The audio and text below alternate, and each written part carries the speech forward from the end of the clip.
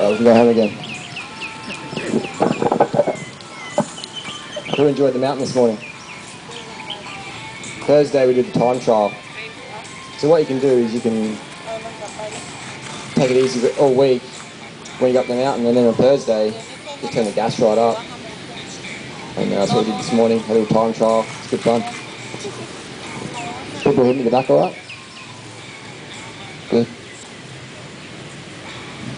What's your opinion on mock meat? Opinion on mock meats? I eat them, but not a lot of them. But if I'm losing too much weight, I want to eat more of them. More protein, helps you be more anabolic, hold more weight. Yeah, good sometimes food.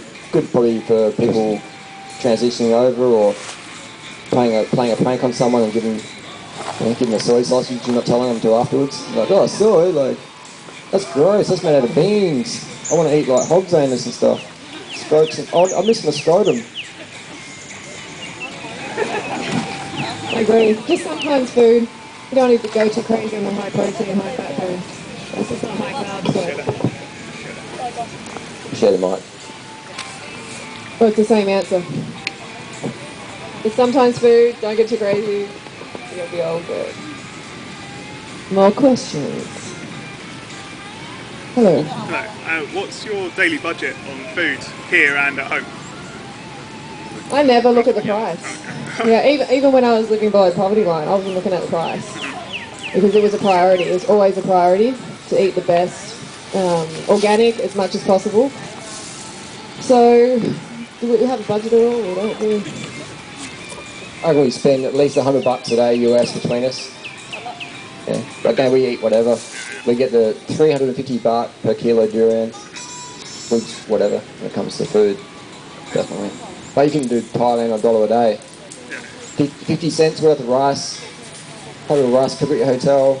50 cents of rice is 1,500 calories, and then 50 cents of ripe bananas. Go to the markets and get friendly with some stallholders. You can live on $1 a day in Thailand pretty easy, food-wise. And maybe $1 a day accommodation if you're 10k out of town, $30 a month rent at May Rim. Ride a bike, $2 a day, $700 a year. Maybe round up to $1,000 a year. Living pretty good. You're living lean in Thailand, getting real lean on that without any calorie restriction.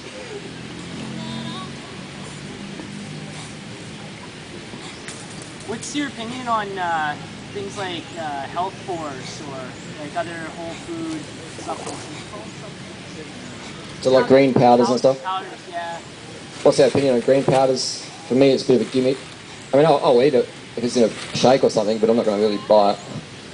For me, it's just a lightweight, expensive, shippable product.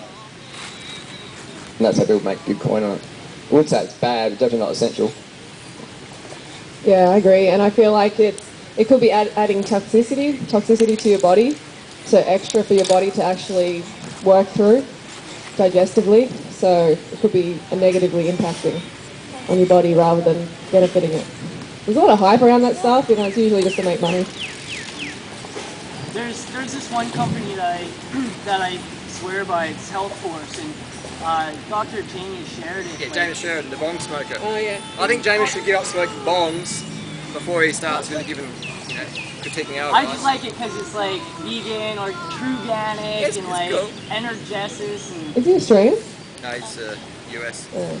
Yeah, James needs to get off the bongs first, sorry. oh. Yeah. Carbon dioxide. Yeah. Next question. Abundance.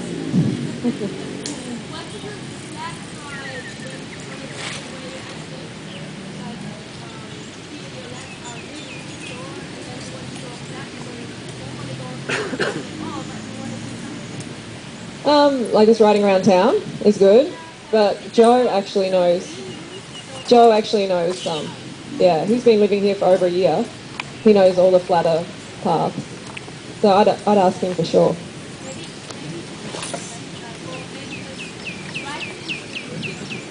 Yeah, just ask him. Yep. Another question? Everyone just wants to stare today. Any questions? Harley, where can we get some B12 shots? Walked around to some pharmacies yesterday and none of them seem Get your to have B12 shots from any pharmacy. Yeah? Yeah. Any particular that you know of? You just go to one pharmacy and say B12 injection. They're like, no. Or they'll say, oh yes sir, yeah. 40 baht, 40 baht. Get your needles, 25 gauge by 25 millimeter. Chuck them in the fridge, good to go. And if you're going to carry them around, maybe fill out your bag full of juices so your bag's nice and cool. So not like all out day and then go to the canyon, go swimming, go sunbathing, your bag's in the 50-degree sun, and you come home and you cook your product. Yeah. So yeah, let's do that. Did you have a question, Sabine?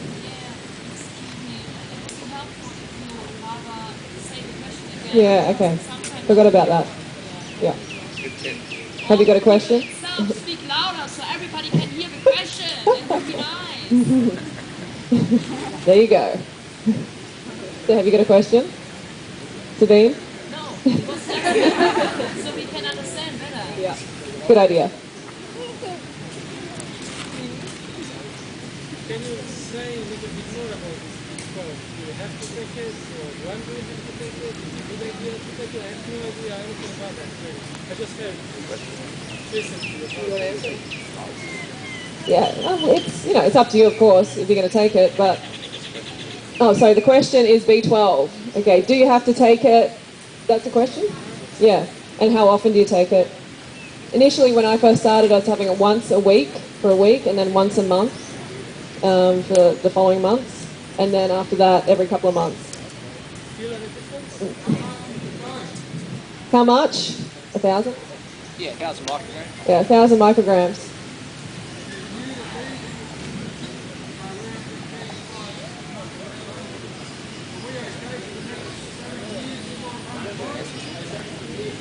So the question is, if you go vegan, how long before you die from B12 deficiency, unless you start jabbing yourself?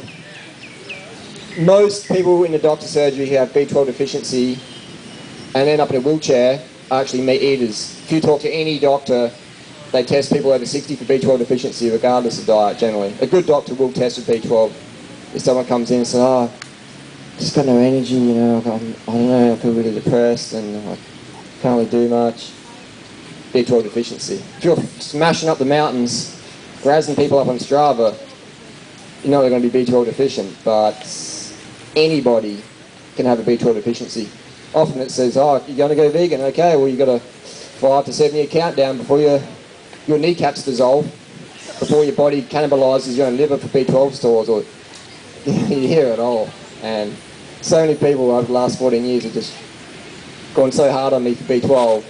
And it's good because it's made me do my little homework research and just become very educated in the subject. The reality is anybody can have a B12 deficiency.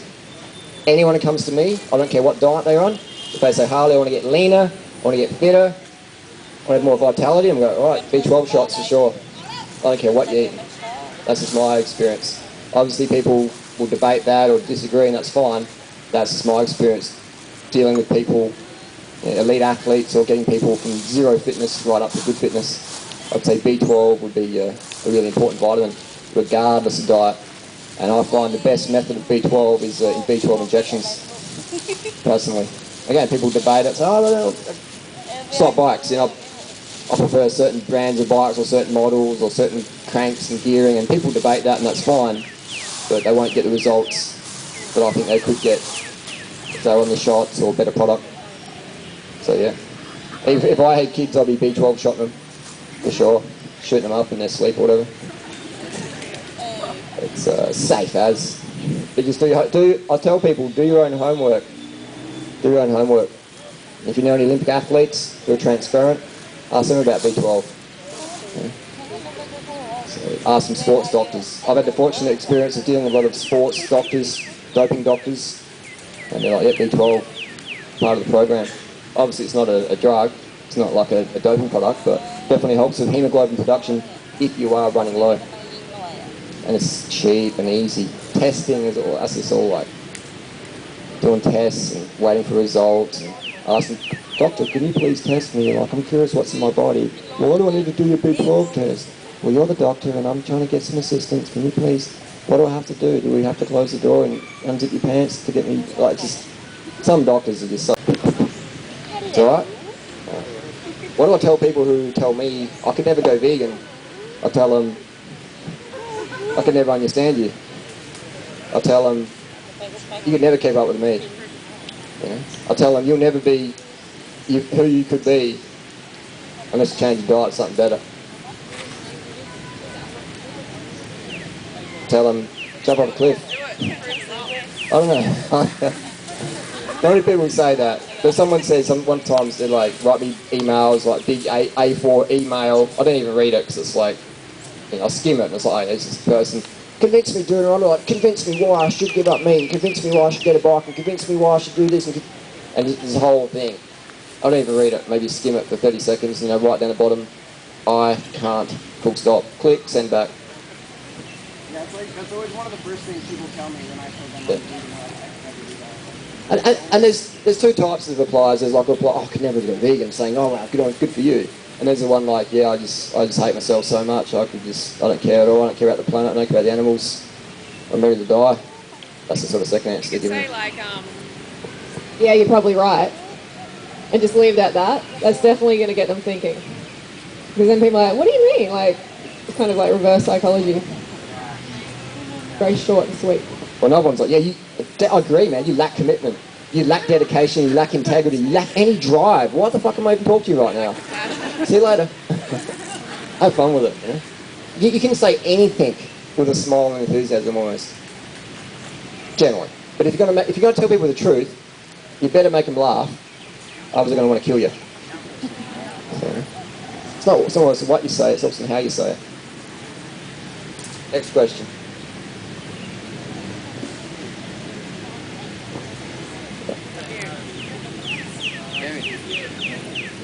Recommend like 3,000 calories, and then you go for a bike ride, and you go and says 3,500 calories. How much do you think it's going to be? this is definitely a Harley question. So you go for a bike ride, so you eat 3,000 calories a day, you're going for a bike ride, you come home, you upload your ride to Strava, it says 1,500 calories. Or you've ridden 3,500 calories. So you measure it out, weigh it, eat 5 bananas. Not 4.5, not 5.5, 5. And if you come home, you didn't burn off enough calories, get back on your bike and just ride around up and down the driveway till you did. I know people who actually do that. Lance Armstrong used to say, I weigh my food. That was all rubbish. He never did, really. He knew what he was eating, but that was more for that Nike advert. Just eat. Yeah, I was more worried about wondering, like, do you eat shitloads more than you would on a regular day? Do you go for a I know I have to eat a lot every day. You know, I should be eating more today, really. I know I'll be paying for it tomorrow. Just eat more. Eat more, do more. Do more and eat more. Eat more and do more. Rest more. Sleep more, eat more, do more. Just keep doing more. That's nature's design, it's just more. But also, with fitness, it's good to be enthusiastic and passionate, but you also don't get an injury as well. So, and that's the beauty of not training with stimulants. When people are on caffeine or hormones and stuff, you can train so much harder, and that's where you really run the risk of burning yourself out. So I tell people, if you're going to use caffeine, you know, maximum once a week or something like that, because you can just train so hard on it and dig yourself in a real big hole for a few months, and then boom, get glandular fever, chronic fatigue, you know, metabolic syndrome, things like that. So that's the beauty of training without stimulants. I know cyclists are like, no coffee, like, I ain't riding, man. And they should probably not ride and have some rest. That's the beauty of this lifestyle with, you know, stimulant-free or minimal stimulants like caffeine, tea, coffee, etc. can go a lot longer for more years versus burning out. I mean, I see so many teenagers at Stereosonic, these rave parties. They're all just going to burn out so hard. They're burning so bright now, but 5-10 years time, they're just going to be. We're going to see an obesity epidemic like nothing before, especially in Australia, US. These kids are burning so hard on drugs and stuff. It's crazy. Next question. How they took testosterone, is it right? For 1 month. Was it different at that time? When I took steroids for a month, was I different? Yes. Yes, he was different. Yeah, he was just more aggressive, just behaving in ways that I haven't seen before. I'm not going to go into real deeply into it, but it wasn't a beneficial time to our relationship, that's for sure. Just being honest, keeping it real, you know. Speaksy started sleeping in my sleeping bag with me. Yeah, yeah. That's about it. I didn't repeat the question either, but... Any other questions? Yes. Harley, do you know what your VO2 max is? Another Harley question. You know what your VO2 max? Do I know what my VO2 max is? Highest was 78. Last test was 67 and I'm fitter. So VO2 max, it really doesn't mean a lot. It's a bit of a, doesn't really mean that much. What's more accurate is maybe your 5k time or your 10 minutes watts per kilo. That's more of a predictor of where you're at. So VO2 max can really vary a lot. I don't really think it's that important. But anything over 60, you're doing well. But I know people who have higher VO2 max than me, but I can drop them because they're too heavy on the climbs or they're just too heavy as runners. So VO2 max, it's not the end all at all.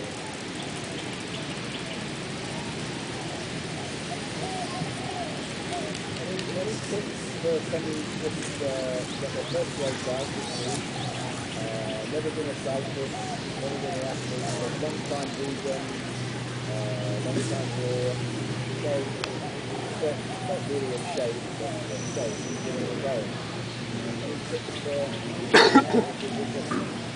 Go straight up the mountain. Are you talking about yourself? Yeah, go straight up the mountain. Question is, tips for a new cyclist, just started cycling, been vegan a long time, should have got the mountain first go, why not? As long as your bike's got the gears for it, you have a crack. Yeah. Anyone can ride up the mountain. If you got legs and you got arms,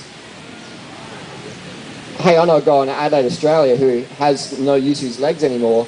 He would ride up Doisetep in his hand chair bike with his arms. 100% he would. 100%. So I tell people, if you've got legs and arms, you can ride your bike up the hill. And if you can't, it's just because you're undercarb or you're lazy or you don't believe you can. So obviously all of us here are carved up and it just comes down to believing it. And then once you see other people doing it, you're like, yeah, I can do that.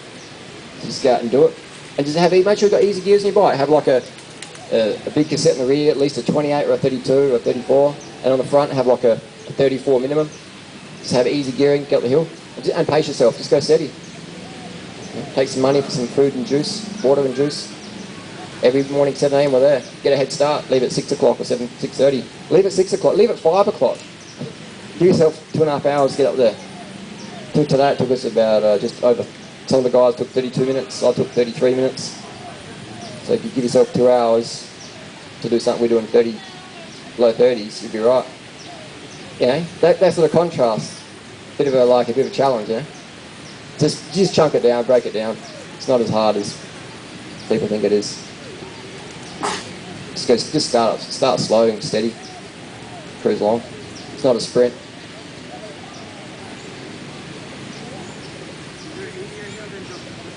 Is there an easier hill than Doisetep? Easy's a state of mind. Joe doesn't. Joe knows a good one. What's it called, Joe? Two names, but Doi Cam. Does that need Doi Best? Doi Best, yeah. You should not rename a sign or a sticker. It's about a kilometre and a half. The fastest time up there is 4.5 minutes. Pretty steep, Yeah. but it's short, it's good for interval. It's gradual, so that is really steep. Good introduction. Yeah. But climbing hills is just a state of mind. Really, just pace yourself, cruise along. And wear sort of minimal clothing. Have shorts that are shorter, t-shirt or a singlet. Maybe rather no shirt or just a sports bra. And then once 9 o'clock, 10 o'clock comes, put your t-shirt on and cover your skin. No worries. Get out there, sweat, have a bit of fun.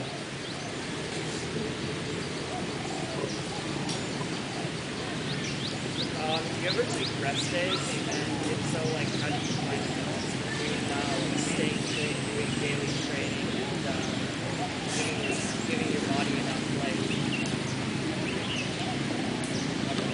Do If we ever take rest days, definitely when you don't do sport, there's sort of negative enzymes. And when you do sport, the positive enzymes get released. So it is good to move daily. Just even if it's like, you know, collecting cans or leafleting in someone's letterboxes or whatever. Playing with the kids, do gardening, go for a walk, walk the dog. No one does. Yeah, the only people who do that are noobs, and they quickly burn out. You know, someone like Lance Armstrong, I use his name a lot because everyone knows who he is. They don't train the same every day. Yeah. They might train the same every month for the last 10 years, have like a template they follow, ebbs and flows, you know, peaks and troughs, depending what drug cycle they're on. But even the guys in the best drugs in the world, they can't train hard every day. The body just can't handle that. So what I like to do every 4th week, I drop it down a bit, drop the workload down, and then recover, absorb the training, and then go again. So every 4th week, drop it right back. I talk about it more in my ebook, Carve the Fuck Up. Yeah.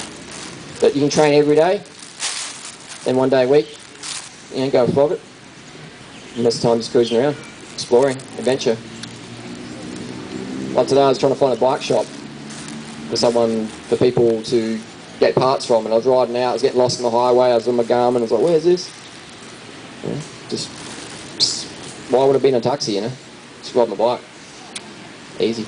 Burn fat on oil. If you're getting too slim, jump in a taxi. You're getting too slim, jump in a taxi.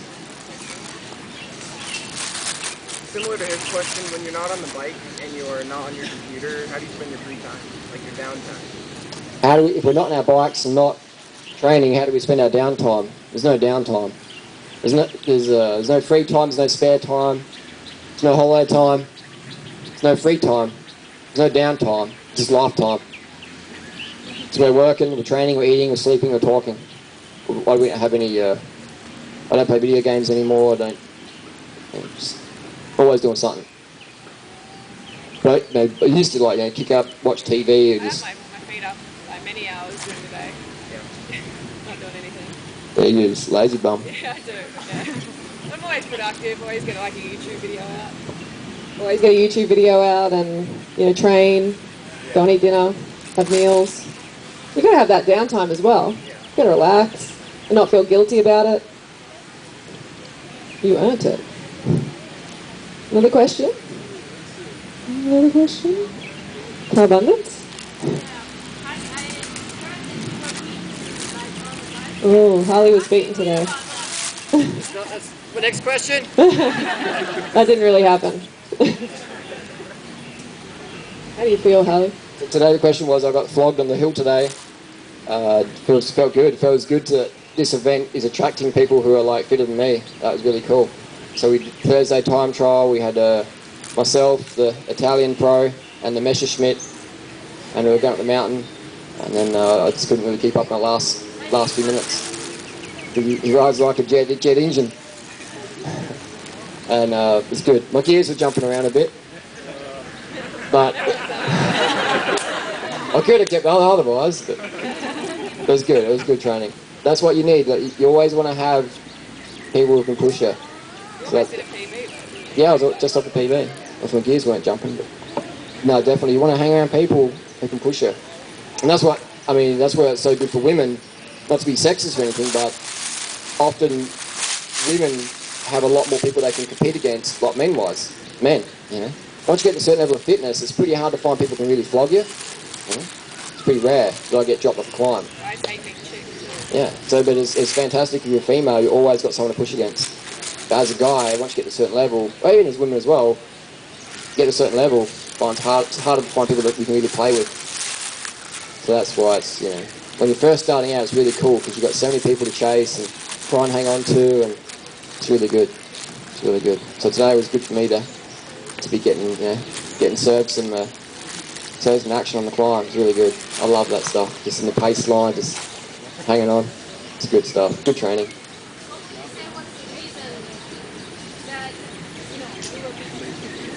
Just gears are jumping. Just better riders on the day, definitely. Simple as that. It's good.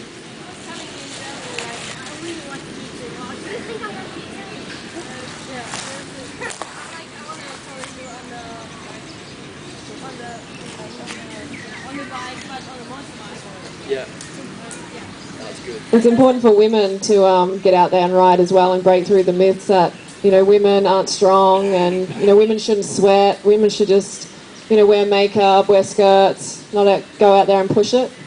So it's really important to break through that, get out on the bike, get all sweaty and dirty and just enjoy it and beat guys up the hill.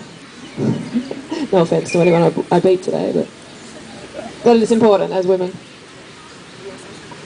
My grandmother says women should not exercise. Women's job is in the kitchen. Unless you're under 18 and you're at school or university and you have like a physical education class, that's the only time you should exercise. Women should not exercise. When a woman sweats, she says, when a woman sweats like a horse, there's nothing more vulgar. When you can see a vein in the neck, ugh, disgusting. You know, that's what my grandmother taught my mother. Yeah. That's still alive and well. Still alive and well, it's crazy. But check. What will we do if Magnus weren't discovered? What's that? What will we do if Magnus weren't discovered? If what wasn't discovered? Magnus. What would we do if vitamins weren't discovered? Like, what if we didn't have to worry about B12 or vitamin C or vitamin D? I think there would still be a lot of people dying mysterious deaths. Be like, wow, the person just died today, like, Having nerve injury, nerve damage. what's going on? I don't know. So I think it's good if people discovered it. It's a bit like, what if you can't check a bike for cracks? And the bike just keeps snapping and people keep killing themselves or whatever. Or what if we can't test why a plane crashed? Things like that. So I think it's good that we learn things about the body and how it works and what we need. So yeah. What if we didn't discover it? Vitamins? People would be still dying unnecessary deaths. Okay. What if there was a secret vitamin in banana? What if there was a... Secret vitamin in banana? What if there is secret? There's got to be like almost probably 1 million vitamins and minerals and enzymes and proenzymes and antioxidants we haven't discovered yet. We haven't discovered everything yet. No way. We haven't even discovered all the ants in the world. Yeah. There's so much stuff in raw plant food that hasn't been discovered yet, for sure. Definitely.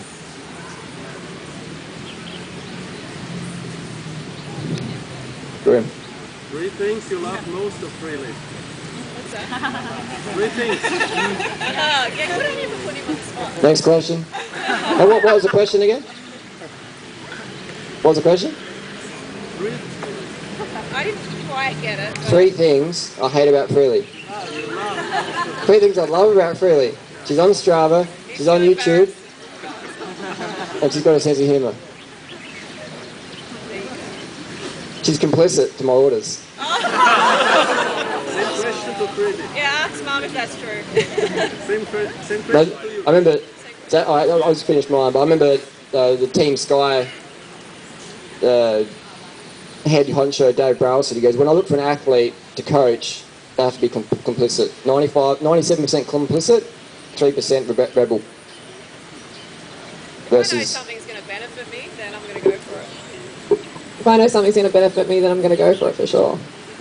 3 things about Harley that I love. I just want to say the right thing. Clock's ticking. His motivation, you know how he's always motivated, down to earth.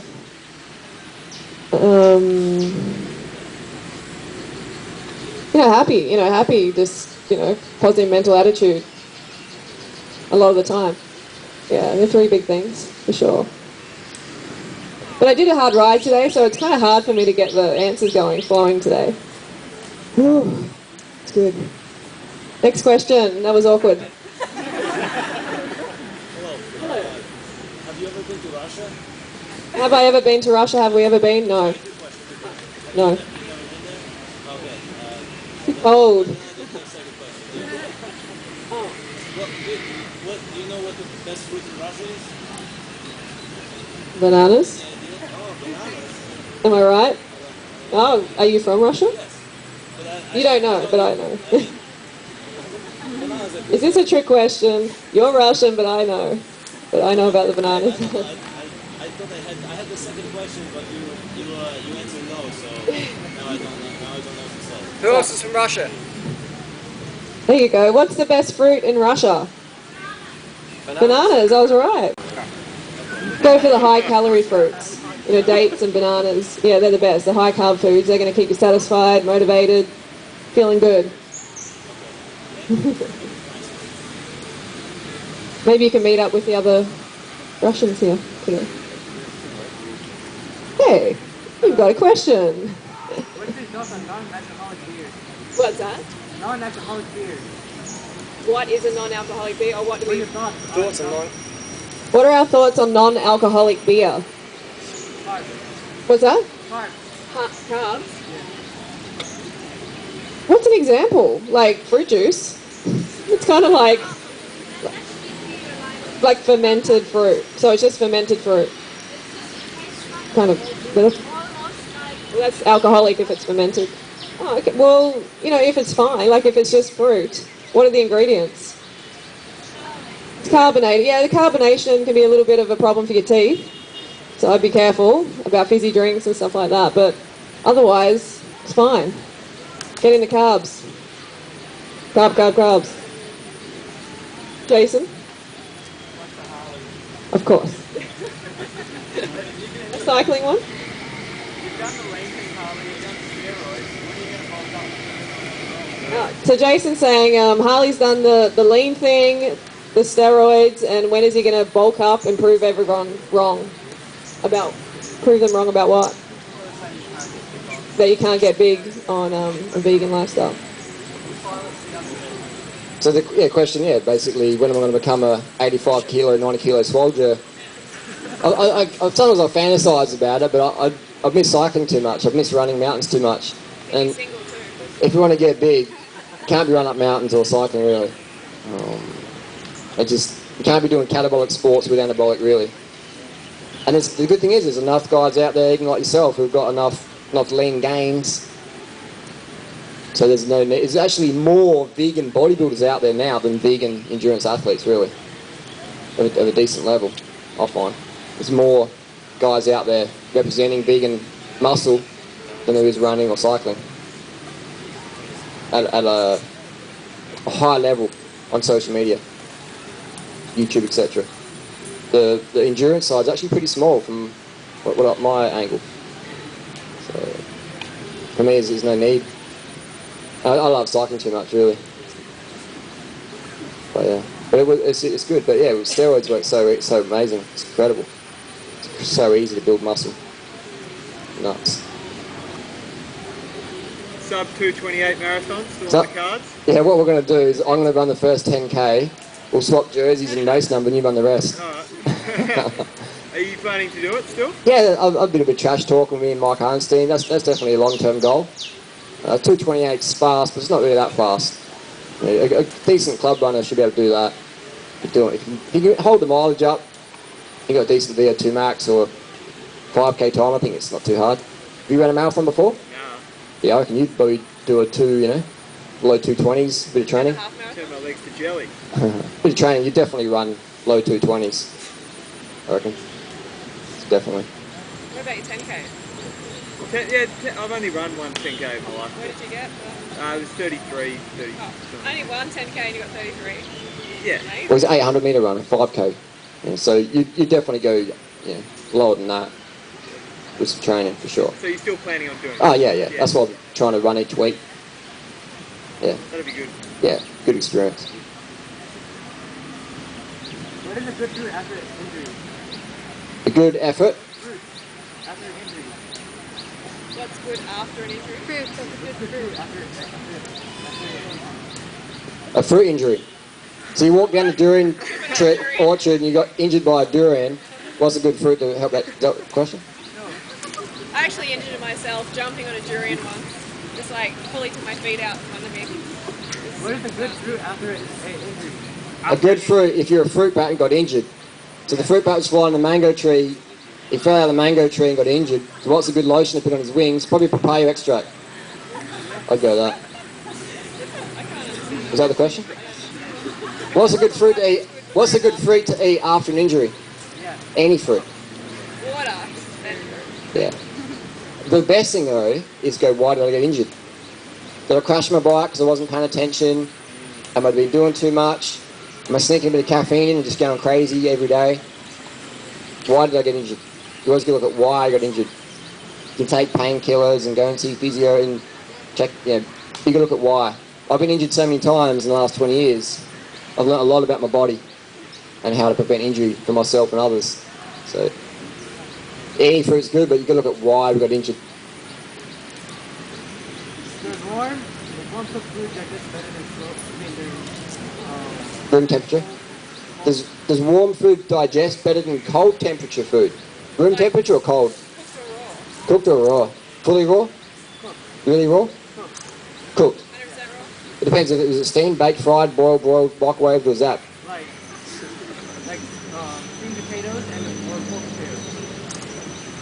potatoes. I guess how would you quantify how did it digest better? Could it be placebo? Could it be actually a thermodynamic process that we don't know about? I don't know. Could it use your mental state? I don't know. I think room temperature food's best, really. Body temperature food. Because then your body doesn't have to cool it down or warm it up. It's just go straight in. In cycling, they say don't drink ice water. Drink cool water or room temp, but not ice water. Sometimes give you a cramp. So yeah. But if you want to cool down, maybe have that cold food, bag of peas, iced peas on your stomach or something like that on a hot day. Or frozen bananas, pig shake or whatever. I know it's an open event, but do you know if everybody came here already vegan, or out of curiosity, do people come here to get inspired? The question is, even though it's an open event, free event, did everybody come in here vegan? I doubt it. I doubt it.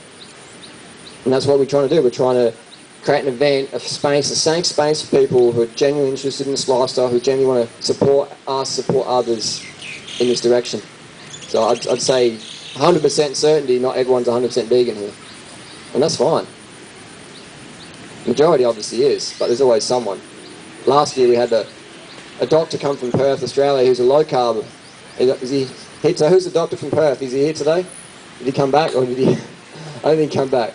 But we had a low carb doctor from Perth come along to our event, and we met in the bike shop, and he's really excited for the RawTill4 festival. It's going to be really good. And so, what sort of you guys don't eat carbs, do you? And I thought he was just trolling. I thought this guy's pretty good. Like he's a good troll. I said no carbs, mate, no carbs. So you like eat meat and stuff? I said no, we're vegan, high carb. And I realised he wasn't trolling, but he's going to come to the event. And then he's going, I should rent a bike. I reckon I could beat you guys up the hill. You guys look pretty skinny, Where do you get protein from? Like, he's legit. And I was like, he's a doctor. Did he take some wrong medication that gives him amnesia or something? Like, he's meant to go to the Mark Sisson event and he comes to our event? Like, how did that work? So, 100%, not 100% people here are vegan, in my experience. But obviously, people come here if they want support, inspiration, things like that. That's what we create. That's what we're sort of militant about who we want at our event. Even though it's a free open event in public spots, we don't really want any rainbows. So we want to create a rainbow hippie event. And that's why we want to attract high caliber people.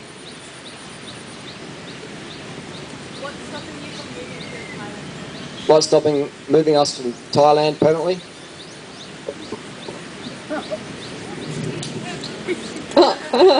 There you go, Mum said it's her. So, I really like it here. I think the cycling's awesome. I really love the traffic, like the lack of aggression, the lack of road rage. I mean, who loves that?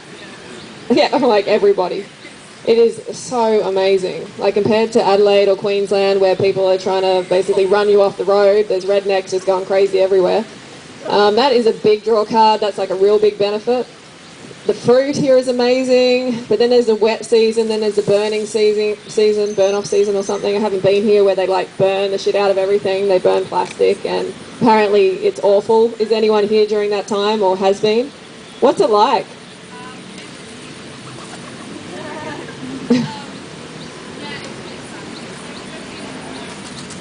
Yeah. Scream it out. Yeah.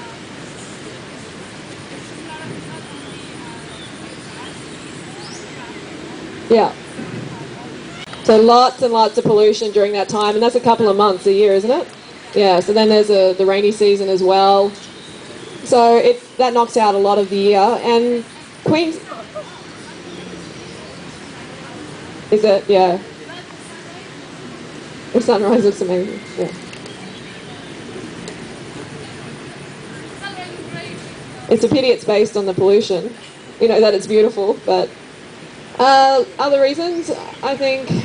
I mean, I've got a house in Queensland. I love it. It's like this sort of environment, same sort of temperature. It's beautiful, and we're in South Australia as well, where the hills are really good for cycling. But I mean, just coming here and hanging out with you guys and girls, like for a month or two of the year, like really satisfies that craving within me to be here in Thailand. Just really satisfies that. I love it so much. And when I go back to Queensland, I'm all fresh and ready to live my life there as well. What about you, Durianrider? I like Australia in summertime, and I like coming here as well, so I just get the best of both worlds. Mix it up. But I think if a lot of people live in Thailand, it's a reality. If I lived in Europe, I would definitely work over there in summertime, and then just come here for the winters, for sure. For sure. I know a guy who, last 15 years in Australia, he works in the bike shop, and then come winter, heads over to Canada or Europe for summer. Swing it. Do what you want. Life's about designing a template for yourself and just doing that, no matter what your family says or anyone else says. Even your kids are like, I don't want to go to Thailand. All right, just stay here then. Here's a can of baked beans, see you later. Sometimes you've got to give people ultimatums in life. Especially if you're a parent.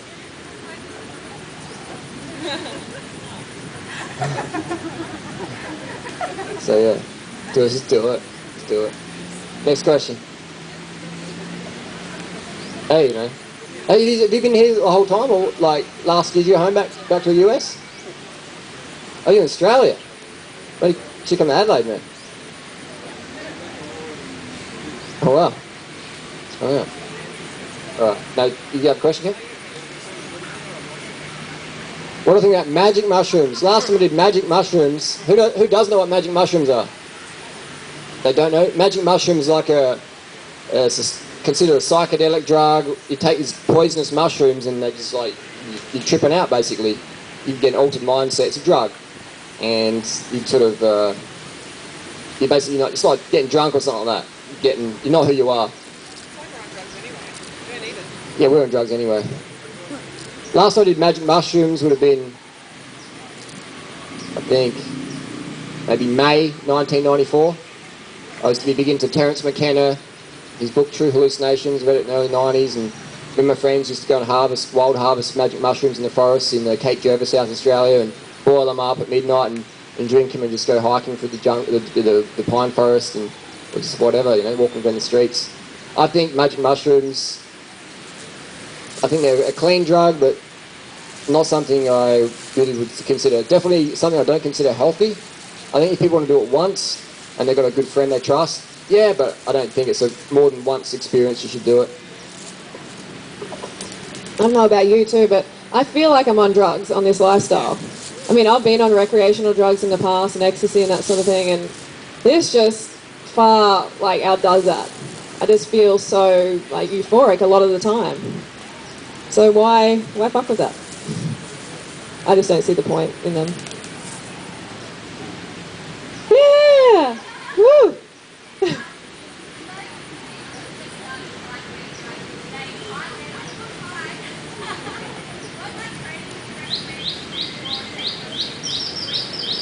So it's a cycling question. I'm going to give it to Harley. So we've got a happy chap over here, just bought the first bike. Woo! You haven't crashed yet, have you? You haven't crashed yet, have you? That's why you're still happy. Once you take some skin off and get hit by a car, you're like, oh my God, what am I doing? But the training tips for the Deutsche just go there tomorrow. Yeah, why not? Do you have an injury? Do you have some sort of condition where your muscles might melt down if you reach a certain heart rate? You don't, so just go out there and have a crack. And on the way down, take it very easy. Yeah, don't go faster than you're comfortable with. and just cruise up the hill, get a head start, leave at 6:30, just cruise. You can do that as well if you want. Yeah. Just cruise up, take your time. The earlier in the morning you go, the cooler it is. It's probably not the best introduction to hill cycling going at 10 a.m. I saw a group here doing runs at 10 a.m. Running tips for noobs, 10 a.m. run. It's like, I'm a pretty decent runner. I don't really want to run at 10 a.m. in Chiang Mai. It's pretty hot. So I definitely recommend early morning stuff. I mean, obviously getting out there any time of day is better than nothing. But early morning, come out tomorrow, head on up. Do you have sneakers or cycling shoes? They're good. Just that's what I recommend for starting out. You don't need clip-ins to start with. Maybe yeah, it's a Trek, is it? I can see. Yeah, nice. Good work. How much was that? For free. That's good. Where's Sean from 1 Minute a Day? Is he here? He's got the same bike. Yeah, yeah. Where'd you get it from? Jackie bike. Yep. Yeah, nice. We bought a bike yesterday on the trip. They're all dead. Where's your They all bought loads of bikes. They're dead or two in hospital. That's pretty good. That's really good for the local economy. Bike economy. That's fantastic. So yeah, just go out tomorrow. Check it out. Carve up tonight. Get the water in. Get a bottle of water. Have some piece of fruit and just go and hit it. Just pace yourself. Go steady. So would you recommend people go to Jackie Bikes to get a bike if they want to buy one? Jackie bike or what's that? Cheer what? Cheer what? Knuckle up. Yeah. Yeah, Chawati. Chibachi. And they sell Trek bikes. Trek bikes are cheap in Thailand because... we got a really nice giant any road from non-Buff. Yeah, nice. Yeah, Comax, nice. Yeah, Mong is good. That's what I'm saying. Good. Done on the floor. Oh, is it an aqua one? That's pretty nice. I love that colourway. That's pretty good. That's really pretty. Yeah, nice. So yeah, that's wicked. Yeah, have a bike. You know, everyone needs a bike. Definitely. Life without a bike is like... It's like having a shower with a raincoat on. Travelling in Thailand without a bicycle is like, for me, it's like having a shower with a raincoat. You don't really get the full experience. You go, oh, but like, I've got to put the bike in the bus or the train, or I've got to put it in the box and put it on the plane. Like, isn't that really like inconvenient? It's like, I don't know. No, it's not. Once you do it, once you travel with a bike, you're like, yep, this is what we're going to do. It's worth it. A little bit of inconvenience of like putting it under the bus or paying extra 100 baht or trying to check your bike in at the train station in Bangkok, and you're like, over here, no, over there, oh no, here, no, you're late, come. You know, like, that's all adventure. It's part of the travelling. You know, you get to your airline, you go to check your bike, and you're like, oh, sorry, what's your name? Yes, no, your bike, no, that's $500 or whatever, you know. Then you say, well, I can't fly. Like, okay, just this time we'll let you on, or things like that. That's just adventure. I remember I was in LA one time, and I had my flight was at midnight to Costa Rica. I rode down I was staying in Hollywood, rode to the LA airport, and they're like, so where's your box? And I said, I don't have a box. And I said, well, you're not flying. I said, well, you know, okay, I've got to get this flight. And they're like, well, what we're going to do, we'll cancel this flight for you. It won't cost you any money, but we want you to come back tomorrow with a box, put your bike in the box, and you go to Costa Rica. Well, all right, no worries. So the next night I rode 20 Ks with a bike box under my arm down the LA motorway to the airport. So the first, I actually think it's 9-10 kilometres is the longest I've ridden with a bike box under my arm. Yeah, it's good. So this is a challenge. I got an extra day in Hollywood. Stayed at hang out with Madonna. Just kidding. Russian. So I was told that Thailand has some of the best mangoes here. I tried it; they are very good. But someone else told me that the mangoes in Australia are much better. What do you think? Oh, sorry. It depends. I've had fantastic mangoes in Australia. Who said that? Who said that? Who said that rubbish? Was she Aussie? Where did she live? Or was it maybe it was neat here? Yeah, I mean, I know people who they've lived in North Queensland, a place called Mariba, and they just have wicked mangoes all the time because they ride their bikes down to the abandoned mango farm and they have these mangoes, like this is a mango tree, and they just walk around and they have like wicked tree ripened mango, best mangoes in the world. So yeah, if they say their definition of Aussie mangoes is the mango is just like the best ever. So then if you come to Thailand, you've eaten tree ripe mangoes in Australia, you're going to go, oh, these are good, but the ones back home are better.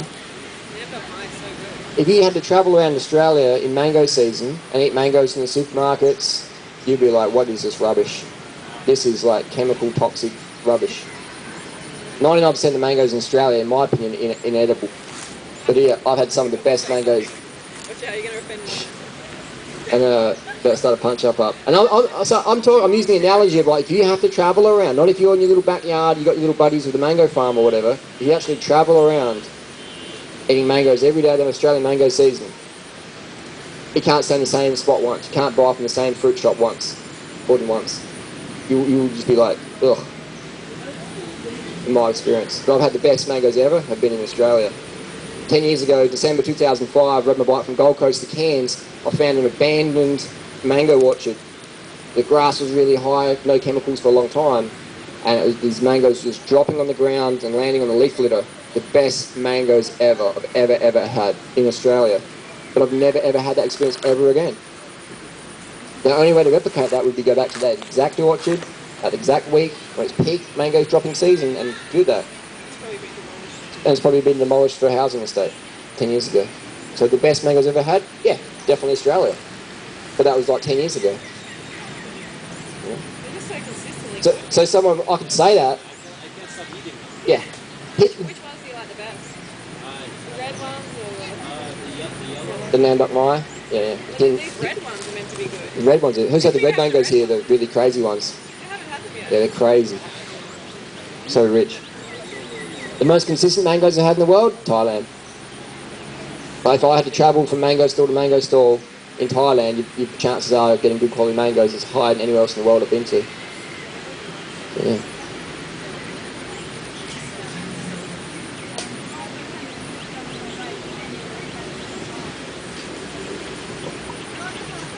Me. All the countries in the world I've travelled with my bicycle, the most favourite country for bike travelling, Thailand definitely. That's why we have the event here. We couldn't have this event in the US or Europe or anywhere else. Australia, you can't have new cyclists riding down the main road, zigzagging through traffic. Like, you can't do that anywhere else in the world but Thailand. You know? So Thailand, definitely. Touring, definitely Thailand. It's the safest, it's got the wide roads. If you want a real challenge, Australia for sure. Because there's parts of Australia where if you don't get enough water, you die. If you don't bring enough water with you, you do die that day. Because there's no one else out there but you. And if it's too hot, you're going to die. But Thailand, that's never going to happen unless you're lost in the jungle. But you're not going to get lost in the jungle on the bike. Because you're on the road. And someone's going to come past pretty soon. But Australia, there's places where it's like, 700 kilometres between gas stations or more. So if you don't have sufficient water, you're cooked. So Australia for the challenge, Thailand for just the beauty and the ease and the traffic friendliness. But Australia for like total, that's why I don't have to do drugs anymore. I get off my face on the bike. You go ride in outback Australia, 590 kilometres in the outback with no stimulants, no drugs, you start to see things on the road, That's my drug. I've done that. I've done all through Europe, France, Luxembourg, Belgium, Germany, Deutschland, all great places, Spain. Fantastic, beautiful roads, incredible. But I still prefer Thailand. But they're great places as well over there. Like if I lived in Europe, I'd definitely tour Europe. But Thailand for me is the best overall. Like the French Alps are really scenic and beautiful, but you can be limited for food availability. Because like you're on top of this Alp and you're like, oh, I'm hungry now. And you knock on the door and there's no one there, it's closed. So I like Thailand because it's just so set up. You're just getting served all the time. It's unreal. And it's warm and it's cheap and it's easy.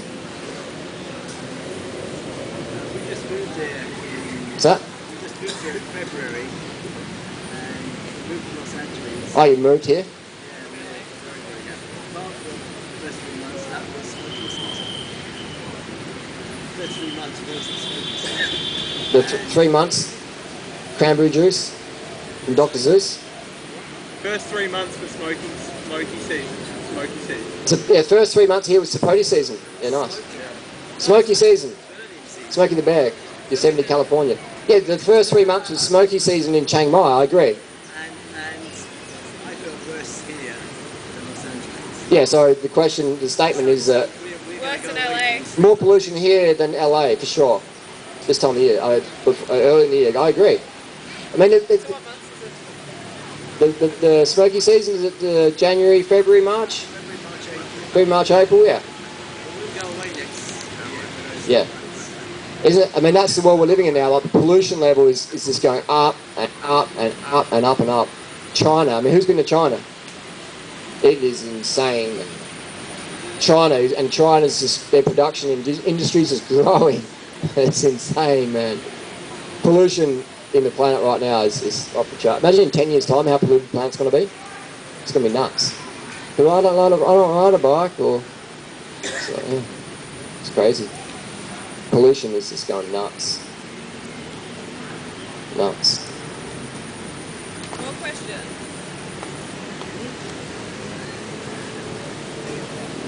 Lady at the back.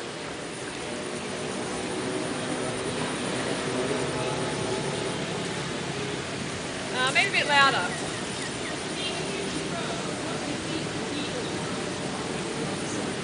As the vegan movement grows, what do we see as a future of this festival? Bigger. Bigger, longer, fitter people, Covering the whole park. just more leaders at the festival as well. More people on the same page. YouTube channels, hundreds more YouTube channels. That would be awesome. But yeah, Start of a revolution. start of other festivals around the world, free festivals where people just come and train together, get fitter. Training camps, 3-week training camps anywhere in the world. Obviously Thailand's the easiest to do it. Because if you had this congregation in Australia, someone from the council go, hey mate, like, can you like turn the PA down, turn it off actually please? Okay, and now can you actually lower your voice because you're being a public disturbance? And why all these people, do you have a registration here? Like, would you have insurance? Like, it's just all this nonsense. So Thailand, yeah, obviously the best. But the future we see for it is just more and more fit people coming. You know? And I'll be like 50th up the mountain eventually, instead of third. That'd be cool. You'd be an old man. Yeah. I'll be like, I'll bring my electric bike over. I'll have to just have Uncle Chester have to come over. Yeah, I'll have to bring my electric bike and just stash it in the bushes. Then just whiz past the riders and then catch them up the top. We have to remember, like, you know, the small group of people is what changes the world. Always has. What's that saying? It's a small group of people, Margaret Mead's, yeah, that has changed the world. Committed group of people. Never underestimate a small group of committed people. Because that's what's ever changed the world. That's all it ever does. So this will go down in history. Right now, I think I said it yesterday, Freelee introduces more women to cycling than any other female on the planet. Freelee's never even raced a bike. But more women, I would say, on the planet buy bicycles, total noobs, because of Freelee, than any other athlete on the planet. The Freelee's never even raced. That's the power of change. It's crazy. It's happening so fast, bike industries don't even know what's going on yet. Yeah. It's just, social media is changing things up so quickly. Right. I got a question. What was that? A feminist. Yeah, on some topics. Yeah, on some topics, but then... What's that? Oh, sorry, I had to speak up. It's not competition.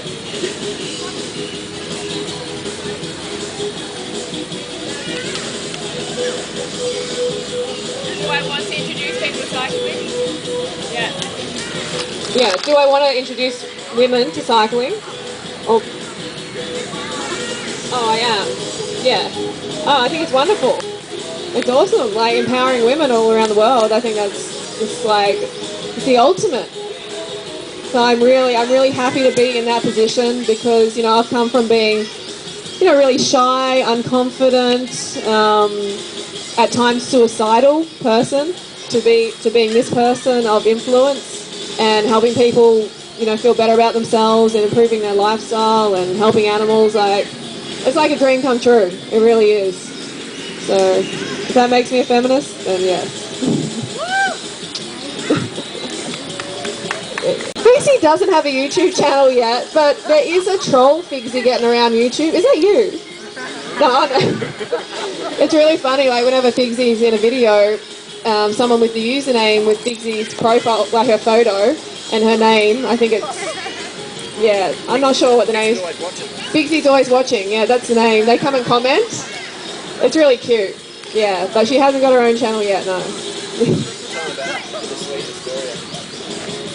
Oh, okay, yeah, so a lot of people on the internet, a lot of people on YouTube think this person by the name of Bittersweet or Astoria242. Does anyone know this guy who comments on YouTube?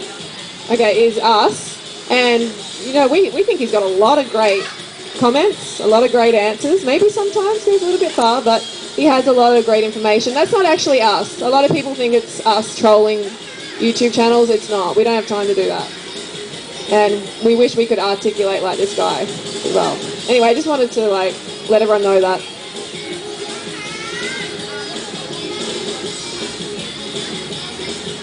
Pap smears. I haven't had, they're so invasive, so invasive. I remember the last time I had it was maybe before the lifestyle, maybe it was 9 years ago. And just that scraping feeling, oh, who can relate? Like females, like, yeah, that scrape, it's just, it's so invasive. I have so much faith in this lifestyle and how I feel, how I'm performing, my blood tests are great. So I don't feel any need to go and do that to myself.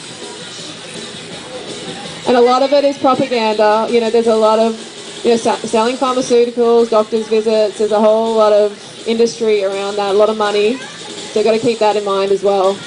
And like, I can't believe in like public toilets and stuff when they have it on the back of the toilet, some pathetic advertisement aimed at like 15, 16-year-olds. There's a lot of conditioning out there.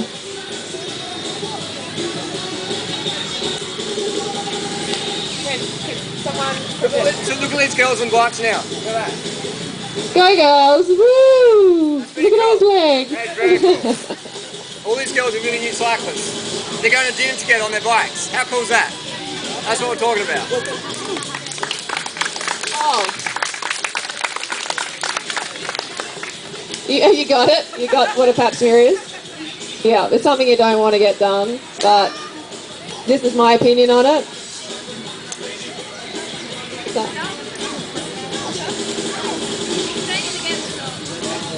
It's where you get some cells taken from inside, and you get them tested for cancer. Basically, that's a very, like, basic explanation. But maybe you two can chat about it later. Or you can Google. Any more questions? Yeah.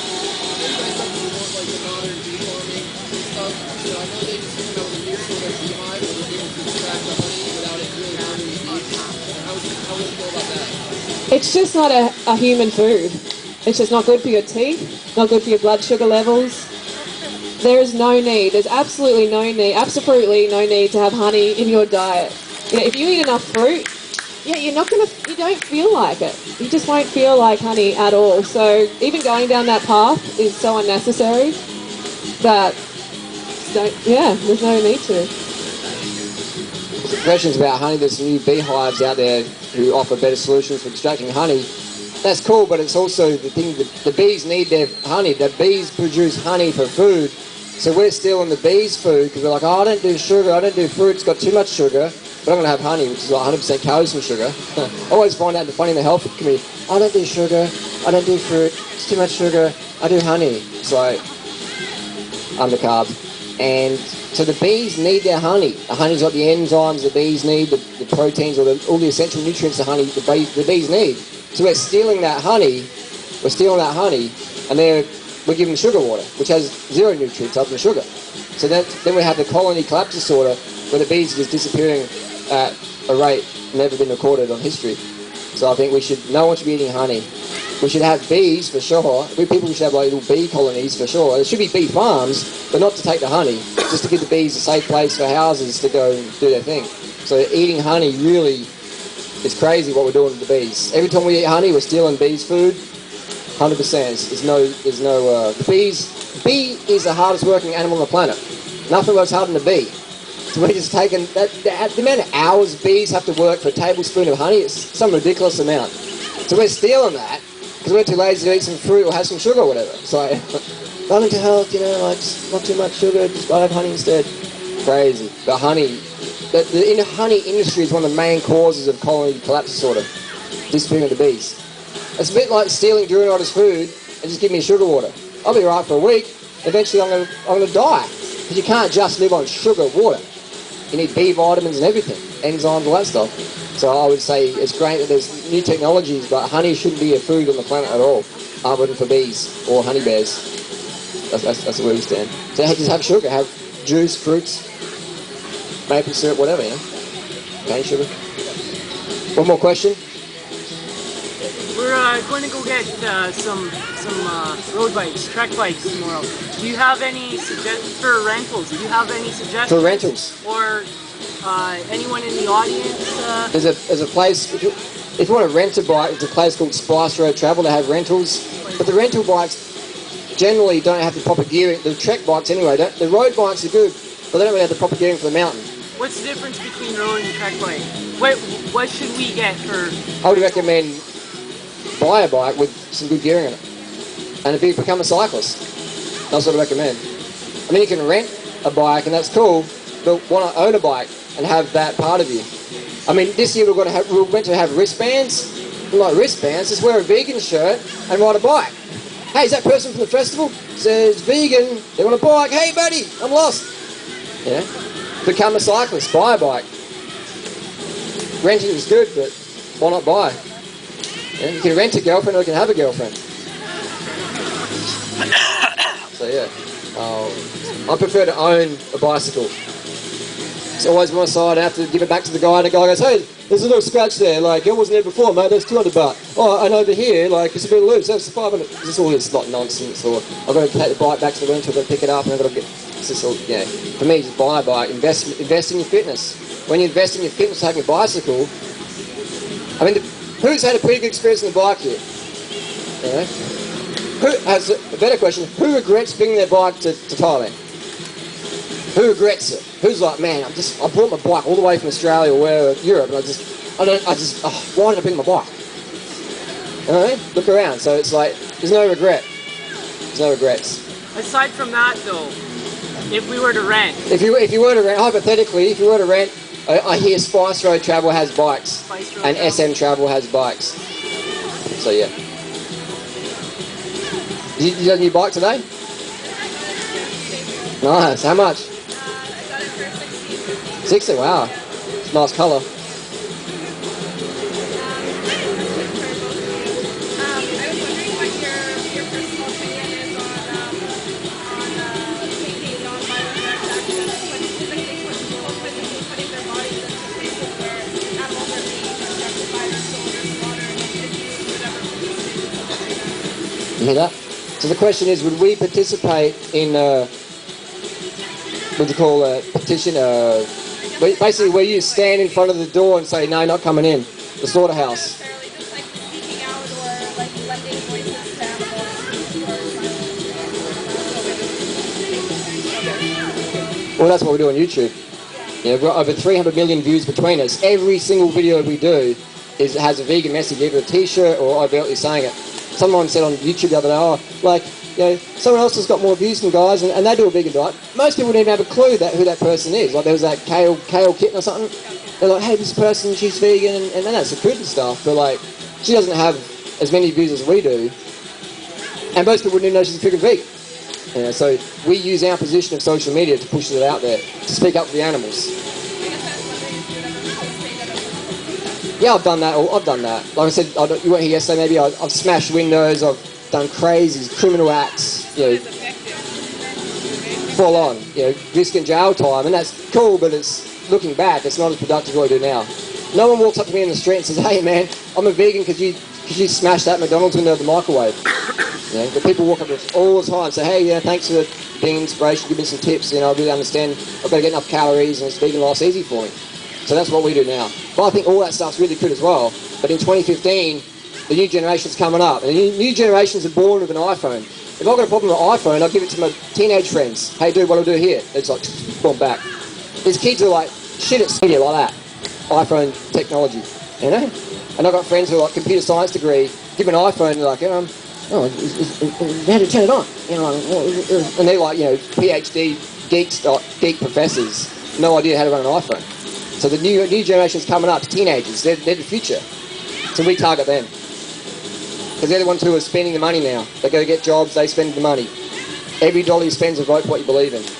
If we live in the rule, we don't live in a democracy, we live in the rule of Platoism, a plutocracy, the rule of money. The golden rule is those with the gold, they make the fucking rules. So the more we spend on vegan lifestyle, on bikes or whatever, that's when things change.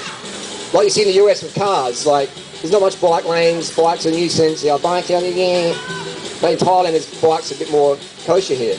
Because in the US, it's oil, it's cars, it's automotive. Fashion's designed on what you can wear in a car, not what you can wear on a bike. So that's all designed for cars and oil and obesity and medication, all that stuff. It's all the money. Money speaks, money talks, and YouTube is the biggest voice on the planet right now. So that's why we give tips and groom people and get it out there, because that's all that matters, YouTube. Going to process and stuff is awesome.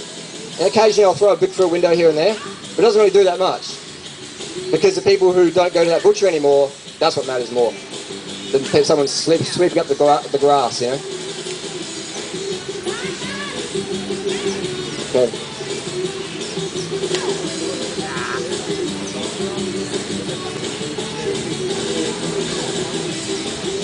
What's my future for my testosterone? Well, fortunately, I stopped taking that much soon enough that it didn't actually shut down my own endogenous testosterone production. A lot of guys, what happens when you're taking testosterone, your body starts to shut down its own production. And that's why guys, the testes can shrink to the size of a pea or a grape. And often guys take estrogen blockers like tamoxifen or things like that to prevent that, or HCG, etc. So I didn't take enough, and I didn't take it long enough to really make that happen.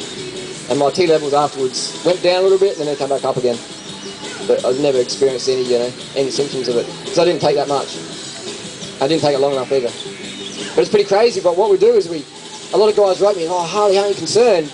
I'm like, yeah, well, I was concerned, but I didn't take it long enough. But what we do with teenage women, or women in general, you're 13, you got a pimple, get on the fucking contraceptive pill. Let's shut down your production of luteinizing hormone, follicle stimulating hormone. Let's shut that down. The contraceptive pill works by tricking the body into thinking it's pregnant. So if a girl gets the pill when she's 15, her body thinks it's pregnant. That's why she can't get pregnant. And we're on the pill for like 15, 20, 30 years. That is crazy. So I did a steroid experiment for 1 month, and people were like flipping their lid. But women, girls, teenagers on the pill forever, shutting down their pituitary glands, release of luteinizing hormone, etc. It's crazy. It's nuts. But no one's really paying attention to it. Who saw that video where I interviewed girls at uni about the pill? I was interviewing the smartest of the smartest kids at university, and they're like, I said, how does the pill work? Hardly any of them knew. I said, would you take sex steroids? I wouldn't take sex steroids, no way. Do you take the pill? Yeah, I'll take the pill. Isn't that a sex steroid? These are uni kids. They didn't even know. They just go to the doctor, doctor, give me that. I want to go out on the weekend and fuck, don't get pregnant. Or whatever, and that's fine, but people should understand what you put into your body. Question what's encouraged. One more question and we can go din-dins. Say again? Is Figsy my tutor? Well, Figsy speaks Spanish, Russian, Belarusian. And was that the question? Freelee's sister's here. She was here before. Simone. Yeah, she's coming on the 10th. Freelee's got a sister. Simone. Who has Simone? Freelee's sister. Yeah, she's coming soon. We're going to hang out. Freddie's mum got friendly with the milkman one time. Illegitimate daughter. You got another one? Yeah. Will there be a raffle? A raffle? Can you pass it on? Have a dinner with you. Have dinner with me? Oh, a date. A date? A raffle. Just tell this right here. A raffle. And what's the raffle about?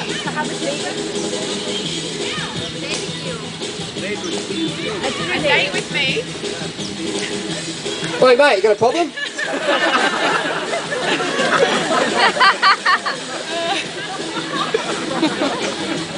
Watching you, boy.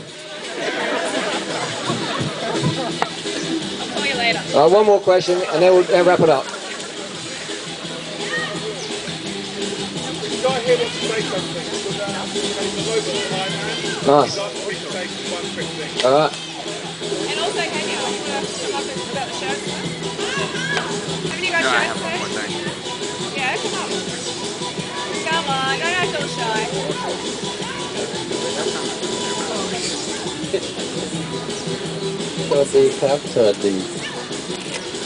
I was walking some distance and I saw such a beautiful group, smiling face, happy heart, happy soul.